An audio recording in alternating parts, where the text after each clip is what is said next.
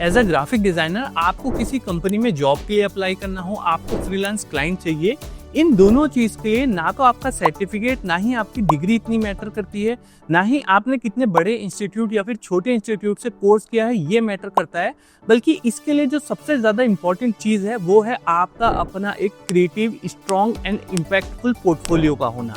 ये सबसे ज्यादा मैटर करता है। तो आज के अपनी इस वीडियो में मैं आपको बताऊंगा कि मार्केट की आज के टाइम की डिमांड के हिसाब से कैसा आपका पोर्टफोलियो होना चाहिए और आप उसको कैसे बना सकते हैं। तो अगर आप फ्रेशर हैं, आपने अभी तक किसी भी क्लाइंट के लिए काम नहीं किया है, या फिर आपको ग्राफिक डिजाइनिंग फील्ड में 2 से 3 साल हो गए हैं काम करते हुए, आप एक नई जॉब चाहते हैं या फिर अपना career as a freelance graphic designer start करना चाहते हैं, तो आपके पोर्टफोलियो में क्या क्या चीजें होनी चाहिए, वो आप कैसे बना सकते हैं, ये सारी चीजें मैं आपको इस वीडियो में बताने वाला हूँ। और अगर आपको किसी स्पेसिफिक कंपनी को टारगेट करना है जॉब के लिए, तो आप अपने पोर्टफोलियो के थ्रू कैसे टारगेट कर सकते हैं, ये भी मैं आपको इस वीडियो के एंड में बताऊंगा। तो ये वीडियो आपके लिए बहुत ज्यादा इंपॉर्टेंट होने वाली है, तो इस वीडियो को आप स्टार्ट टू एंड देखें। तो चलिए स्टार्ट करते हैं आज की वीडियो। तो आपके पोर्टफोलियो के अंदर ये 6 चीजें होना बहुत ज्यादा जरूरी है। फिर चाहे आप फ्रेशर हो, आपको एक्सपीरियंस हो, आप किसी कंपनी में जॉब के लिए अप्लाई कर रहे हो, या फिर आप अपना career as a freelance graphic designer start कर रहे हो। अब कई लोग बोलेंगे कि हम तो फ्रेशर हैं, हमारे पास क्लाइंट नहीं है। तो भाई आज के टाइम पे आपको चैट जीपीटी का यूज करके, गूगल का यूज करके कुछ फेक क्लाइंट्स मिल जाते हैं, जहाँ पे आपको फेक ब्रीफ मिल जाती है, आप उनके लिए डिजाइन कर सकते हैं। तो ये आज के टाइम पे मजबूरी नहीं है कि मैं फ्रेशर हूँ, मेरे पास क्लाइंट नहीं है, मैं कैसे डिजाइन बनाऊँ। तो मैं आपको बताता हूँ कि वो कौन सी 6 चीजें हैं जो आपके पोर्टफोलियो में होनी चाहिए। तो इसमें नंबर 1 चीज है, वो है केस स्टडी। आपके पोर्टफोलियो के अंदर 2 कम से कम केस स्टडी होनी चाहिए। अब केस स्टडी क्या होती है? अभी तक हम लोग क्या कर रहे थे कि अपने पोर्टफोलियो के अंदर जो लोगो डिजाइन कर रहे थे उसको लगा दे रहे थे सिंपल, कि मैंने ये लोगो बनाया है इस नाम से, और इस लोगो का यूज करके मैंने ये सोशल मीडिया पोस्ट बनाया है, या फिर मैंने ये होर्डिंग बनाया है। लेकिन केस स्टडी इससे थोड़ी सी डिफरेंट होती है। उसमें हम लोग इन डेप्थ बताते हैं अपने पोर्टफोलियो के अंदर कि जो मैंने लोगो बनाया है इसके अंदर जो कलर्स का यूज किया है, फॉर एग्जाम्पल आपने रेड कलर का यूज किया है, तो वो आपने क्यों किया है, आपने जो ब्रांड के लिए लोगो बनाया है उसके पीछे आपने कितनी रिसर्च करी, उसके टारगेटेड ऑडियंस को आपने कैसे देखा, उसमें जो आपने प्लेफुल फॉन्ट लगाया है वो क्यों लगाया है, अगर आपने उसमें कोई पैटर्न का यूज किया है तो वो क्यों किया है। इस चीज को हम लोग बोलते हैं केस स्टडी। तो आपके पोर्टफोलियो के अंदर कम से कम 2 केस स्टडी का होना जरूरी है। सेकंड चीज आती है, आपके पोर्टफोलियो के अंदर कम से कम 2 रीब्रांडिंग होनी चाहिए। रीब्रांडिंग का मतलब होता है कि कोई भी आप पॉपुलर ब्रांड पकड़ो, फिर चाहे कोको कोला हो, नाइकी हो, एडिडास हो, कोई भी 2 बड़े ब्रांड पकड़ो और उनको रीडिजाइन करने की कोशिश करो कि अगर मौका मिलता उनके लोगों को रीडिजाइन करने का तो आप कैसे करते। लोगो रीडिजाइन करके दिखा दिया आपने, उसके बाद में दिखाओ कि उस लोगो का यूज करके, उस नए कलर्स का यूज करके आप कैसे उनके लिए सोशल मीडिया का डिजाइन करते, सोशल मीडिया पोस्ट बनाते, कैसे होर्डिंग्स बनाते, क्या उनके लिए टैगलाइन रखते, क्या उनके लिए हम लोग जो इमेज की कॉपी होती है वो लिखते। ये सारी चीजें आती हैं रीब्रांडिंग की।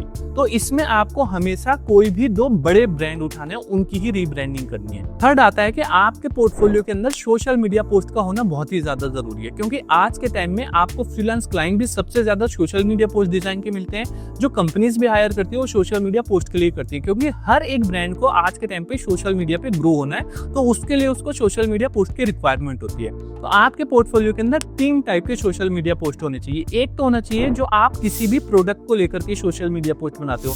फॉर एग्जाम्पल आपने आईफोन को लेकर के एक सोशल मीडिया पोस्ट बनाया, तो इसके काफी सारे पोस्ट होने चाहिए। सेकंड है, आपके पास जो पोर्टफोलियो है उसमें मिनिमल टाइप के भी सोशल मीडिया पोस्ट होने चाहिए, क्योंकि हर एक क्लाइंट प्रोडक्ट बेस्ड नहीं होगा, उसके कुछ मिनिमल भी रिक्वायरमेंट होगा, तो आपके पोर्टफोलियो में मिनिमल सोशल मीडिया पोस्ट भी होने चाहिए। थर्ड होता है कि आपके पोर्टफोलियो में एक सर्विस बेस्ड जो सोशल मीडिया पोस्ट होते हैं, जहाँ पे कोई इंस्टीट्यूट टीचिंग की बात करता है कि हमारे यहाँ पे टीचिंग होती है, उसके लिए आप सोशल मीडिया पोस्ट कैसे बनाओगे। तो यहाँ पे तीनों कैटेगरी आपके लिए हो जाती है, प्रोडक्ट बेस्ड, मिनिमल और service based social media post.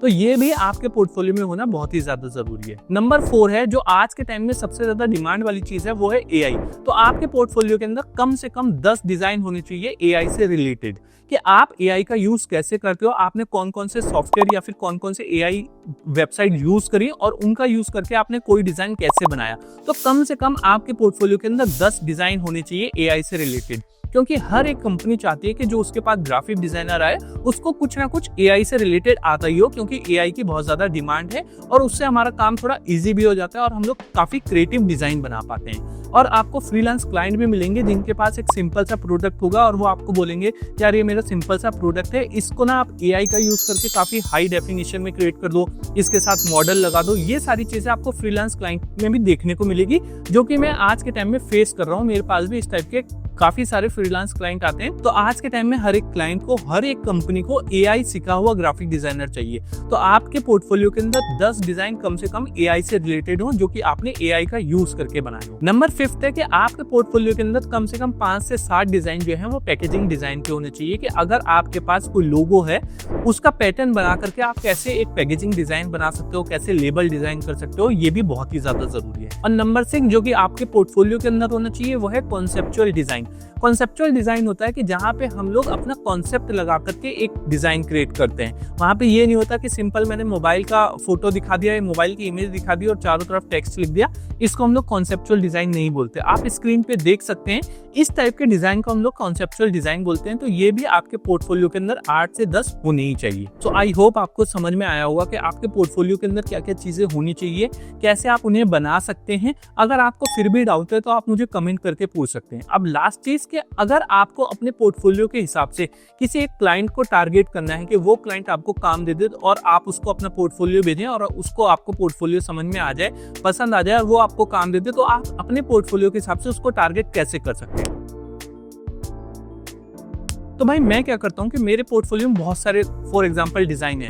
तो मैं क्या करता हूँ कि जैसे कि मेरे को टारगेट करना है एक स्किन केयर ब्रांड को करना है, तो मैं अपने पोर्टफोलियो में मैक्सिमम डिजाइन जो है वो स्किन केयर से रिलेटेड लगा देता हूँ। देन उसके बाद में उसको अपना पोर्टफोलियो भेजता हूँ। या फिर जो मेरी रेट लिस्ट है उसमें भी कुछ डिजाइन लगे हुए हैं, तो मैं स्किन केयर से रिलेटेड ही उसमें डिजाइन लगा करके भेजता हूँ, जिससे कि उस क्लाइंट को आइडिया मिल जाता है कि हाँ मेरा भी ब्रांड स्किन केयर का है और इसने स्किन केयर के लिए ऐसे ऐसे डिजाइन बनाए हैं। तो उसको थोड़ा ट्रस्ट बिल्ड होता है और मेरे को काफी ज्यादा चांसेस होते हैं कि वहां से काम मिल जाए। इसी तरीके से अगर आपको किसी पर्टिकुलर कंपनी को टारगेट करना है तो आपको भी उसके थोड़ा सा बैकग्राउंड सर्च करना पड़ेगा गूगल पे, इंस्टाग्राम पे, कि वो कैसे डिजाइन बनाते हैं, किस प्रोडक्ट के लिए डिजाइन बनाते हैं। वही सारे डिजाइन आपको अपने पोर्टफोलियो में ऐड करने हैं। तो इस तरीके से आप अपने पोर्टफोलियो से किसी भी क्लाइंट को, किसी भी कंपनी को टारगेट कर सकते हैं। तो ये जो आप अपना पोर्टफोलियो बनाए, इसके लिए गूगल ड्राइव का इस्तेमाल ना करें कि आपने गूगल ड्राइव पे अपना पोर्टफोलियो डाल दिया और उसका लिंक आप हर जगह शेयर कर रहे हैं, ऐसा ना करें। मुझे जो पर्सनली सबसे बेस्ट वेबसाइट लगती है पोर्टफोलियो के लिए वो है बिहांस। तो आपको बिहांस पे ही अपना पोर्टफोलियो बनाना है और वही लिंक आपको सब जगह शेयर करना है। सो आई होप आपको समझ में आ गया होगा कि हम लोगों को कैसे पोर्टफोलियो बनाना है, कैसे कैसे चीजें रखनी है। तो अगर आपका अभी भी कुछ डाउट है तो आप मुझे कमेंट करके पूछ सकते हैं। और ये वीडियो पसंद आई है तो प्लीज इस वीडियो को लाइक करें और चैनल को सब्सक्राइब करें।